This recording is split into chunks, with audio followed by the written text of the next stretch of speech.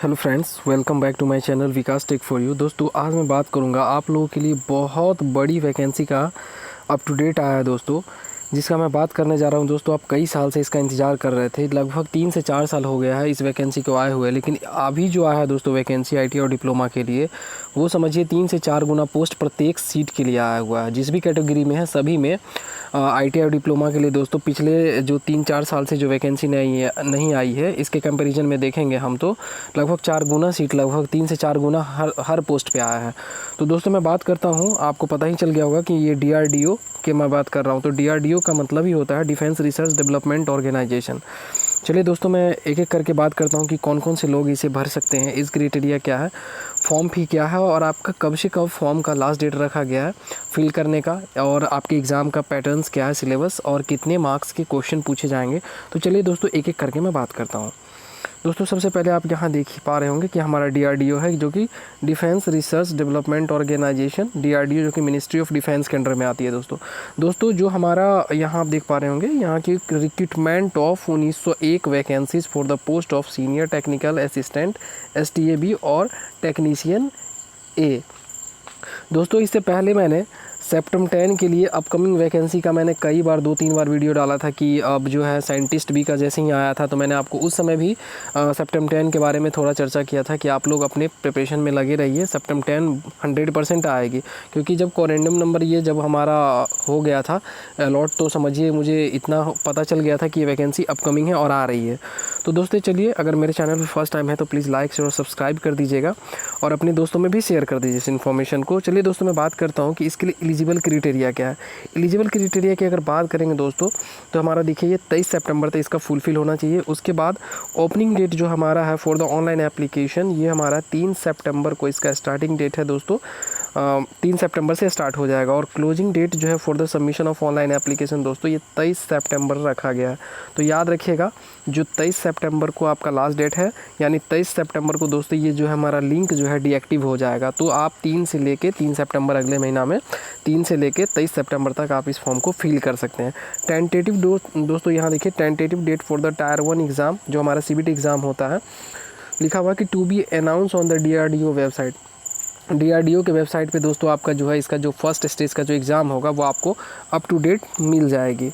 उसके बाद दोस्तों मैं बात करता हूँ कि चलिए सीट्स कितने कितने पोस्ट हैं ये हम बात करते हैं। तो सबसे पहले दोस्तों अगर सीट्स की बात करेंगे, तो यहाँ देखिए हमारा एग्रीकल्चर जो है उसके लिए BSc degree in agriculture science होना चाहिए।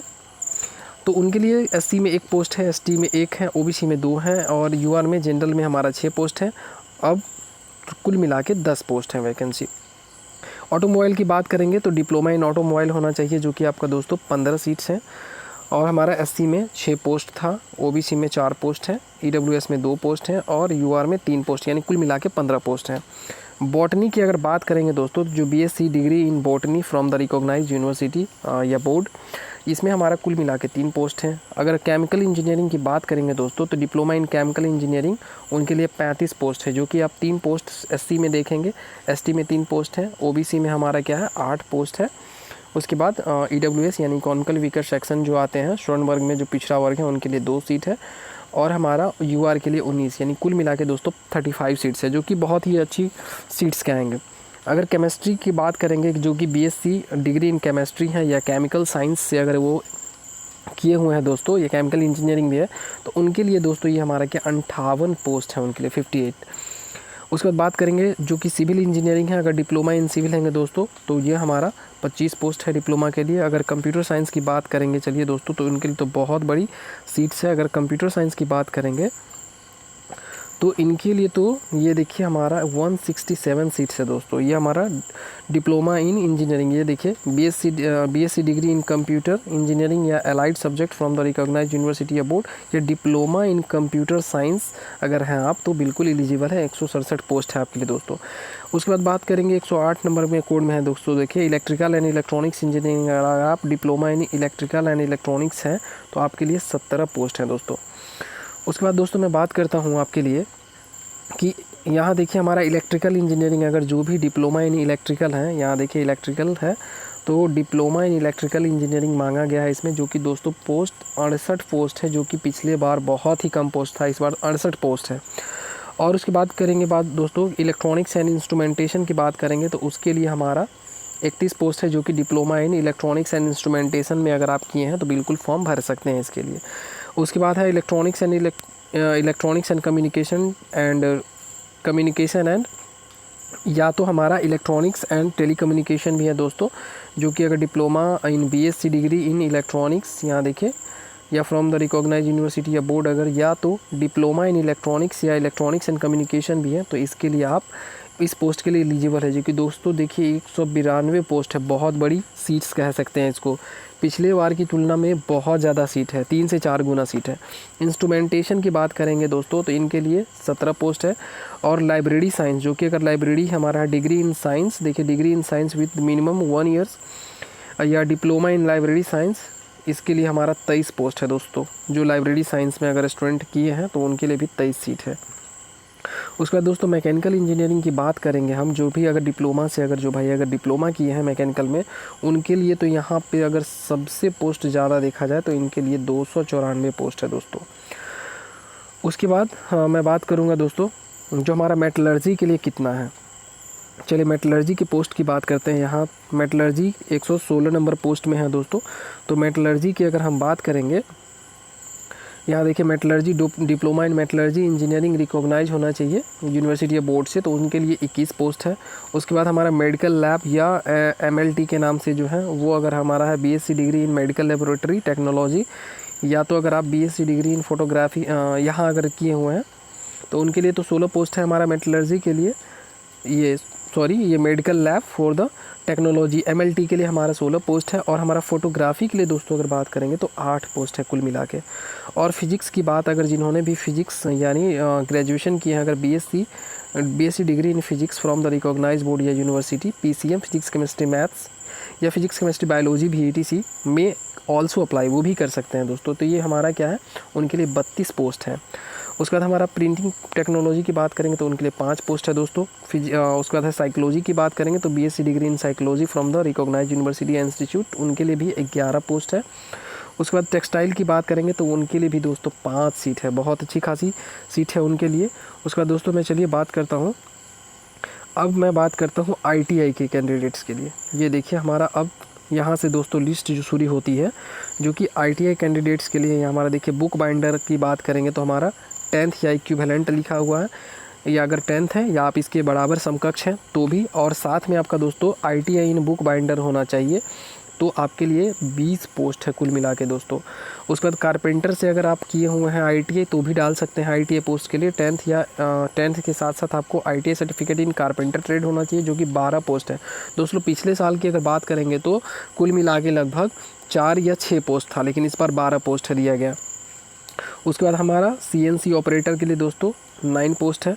कोपा के लिए इसमें भी बहुत बड़ी वैकेंसी है कोपा के लिए, जो कि 139 पोस्ट आप देख पा रहे होंगे, जो कि 10th और हमारा ITI कंप्यूटर ऑपरेटर में होना चाहिए या प्रोग्रामिंग असिस्टेंट में, कोपा ट्रेड में हमारा 139 है। उसके बाद ड्राफ्टमैन मैकेनिकल की बात करेंगे तो जो भी ड्राफ्टमैन से अगर मैकेनिकल किए हैं तो उनके लिए 35 सीट है दोस्तों।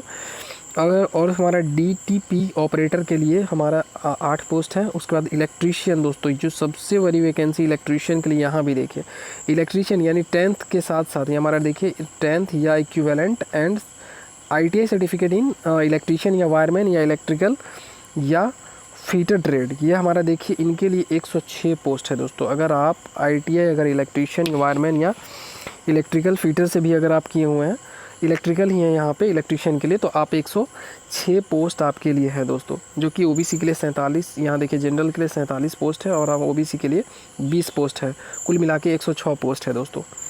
उसके बाद बात करेंगे मैं इलेक्ट्रॉनिक्स के लिए अगर बात करेंगे दोस्तों, इलेक्ट्रॉनिक्स अगर ITI में किए हैं, इलेक्ट्रॉनिक्स एंड इंस्ट्रूमेंटेशन या इलेक्ट्रॉनिक्स मैकेनिक या रेडियो TV के लिए बात करेंगे तो उसके लिए 113 पोस्ट है दोस्तों कुल मिला के। उसके बाद मैं बात दोस्तों करता हूँ मैं फीटर ट्रेड के लिए। जो भी अगर दोस्त अगर ITI फीटर से किए हुए हैं तो उनके लिए चलिए एक यहाँ देखिए उनके लिए बहुत बड़ी वैकेंसी है ITI फीटर के लिए। यहाँ देखिए हमारा 10th या equivalent and ITI fitter trade के लिए, तो इनके लिए हमारा 127 पोस्ट है, जो कि इलेक्ट्रीशियन से भी ज़्यादा इनका दोस्तों अगर पोस्ट देखेंगे तो हमारा 127 पोस्ट है। ग्रिंडर की बात करेंगे तो उनके लिए 7 पोस्ट है। और हमारा मैसनिस्ट की बात करेंगे दोस्तों, मैसनिस्ट तो उनके लिए 89 पोस्ट है।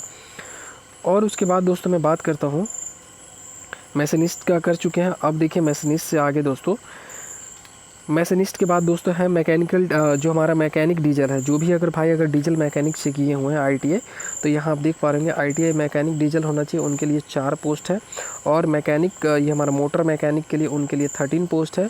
उसके बाद दोस्तों मैं बात करूँगा जो हमारा फोटोग्राफ़र है, उनके लिए देखिए यहाँ 11 पोस्ट है। उसके बाद रेफ्रिजरेशन एंड एयर कंडीशनिंग जो हमारा RAC वाले दोस्त हैं, उनके लिए 8 पोस्ट है। सीट मेटल और वर्कर के लिए दोस्तों हमारा 14 पोस्ट है। टर्नर के लिए हमारा 45 पोस्ट है।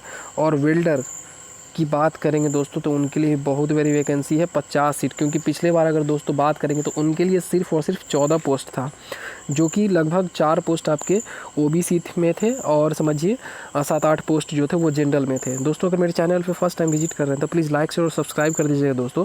अब चलिए मैं बात करता हूँ दोस्तों कि आपका सिलेबस क्राइटेरिया क्या क्या रखा गया है।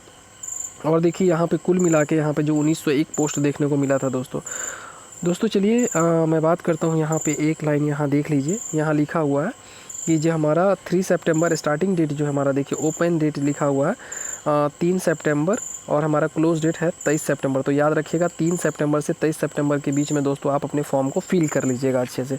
और मैं कहूँगा कि 23 सितंबर से भी पहले फिल इसलिए कर लीजिएगा दोस्तों, कभी कभी सर्वर बिजी हो जाने के कारण क्या है कि आपका फॉर्म सही से लिंक खुलता नहीं है, तो आपको फिर बाद में दिक्कत आएगी। तो इसीलिए जो भी कैंडिडेट्स OBC SC ST हैं तो अपना जो OBC सर्टिफिकेट है या SC ST के लिए जो भी सर्टिफिकेट है रिलैक्सेशन के लिए, एज रिलैक्सेशन, वो अपना बनवा लीजिएगा दोस्तों। अगर मैं बात करूँगा तो 18 से 28 साल जो है हमारा 18 से 28 साल जो है दोस्तों जनरल कैटेगरी के लिए है। हमारा UR जो है उनके लिए 18 से 28 है। अगर आप OBC कैंडिडेट हैं दोस्तों तो OBC के लिए 3 साल का छूट है।